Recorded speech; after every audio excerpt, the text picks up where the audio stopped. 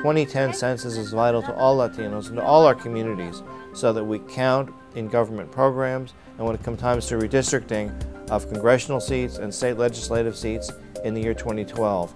This is a very important function. It only comes up every 10 years, and it's important that this time Latinos are fully counted in the census. Since 1790, the Census Bureau has been conducting a national survey every 10 years to collect data from the public on population, housing, and social economic status. Local government, businesses, and institutions have used these numbers to identify and work on specific needs of the different communities.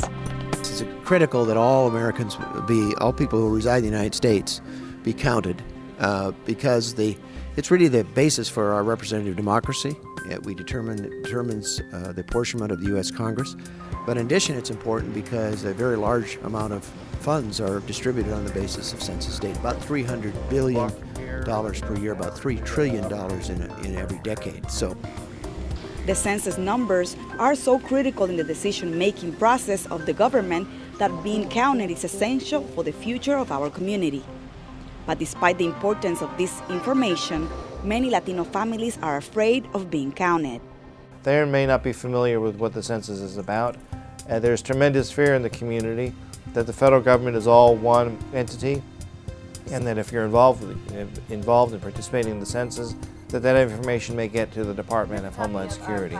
We have to stop that fear. For Stephen Murdoch, director of the U.S. Census Bureau, the fear of disclosing private information is having a negative impact on the results. He insists everyone should be counted despite their legal status. The essential message is that the census is safe. We do not share our information with any other agency, and so that you can provide us information that will be used only for census purposes. But for Maryland State Legislator Ana Sol Gutierrez, the census has not been clear about the protection that it will give to this information. Yo no quiero que nadie tenga el peligro de que si da la información, que esa información. I do not want anybody to be at risk that if they provide their information, this information will violate their privacy. And if Congress doesn't pass greater protections, especially now that we know that the Patriot Act is giving some incredible power to the federal government, if that is not the case and we are not fully protected, I will be the first one to say we must not participate in the census. Experts believe that if not properly counted, it can be expected that historically underserved communities, including many minorities, will not receive the political representation and the government services they deserve. And as Representative Ana Sol Gutierrez, some community leaders believe that although it is important to be counted, certain conditions should be met before everyone can take part of this process.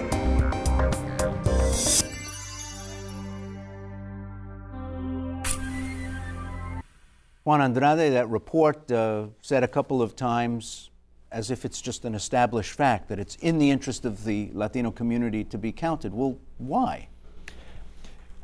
Our community needs it. What the census provides is two things primarily. It's the sole basis for the allocation of money and the allocation of political power.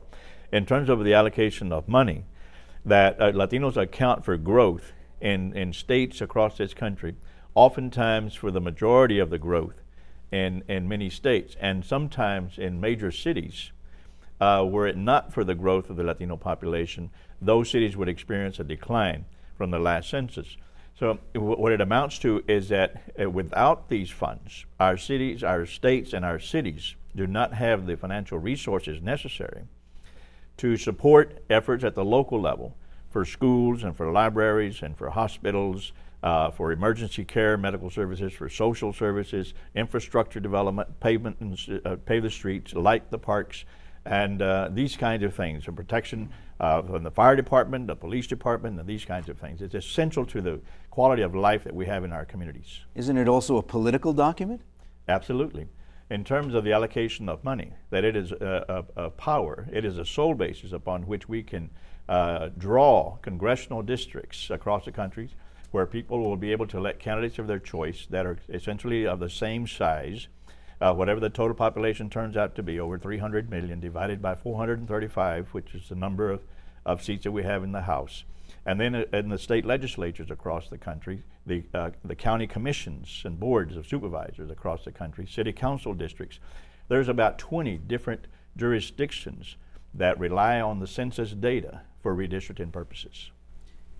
Does it matter that much if after this is all over it turns out there are 42 as opposed to 41 million or 43 as opposed to 42 million? Why is so much effort made by community groups across the country to say, get counted, make sure you get counted? One example to answer that, and that is in the last census, it is estimated that at least 1 million Latinos were not counted. 1 million.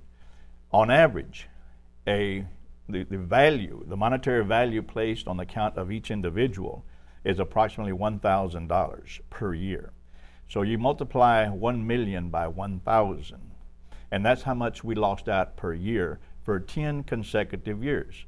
So you multiply 1 million by 1,000, and whatever you get, you multiply that by 10, and we're talking of billions and billions of dollars that cities and states across the country, and more directly our own community, lost out on just as a result of an undercount of just 1 million.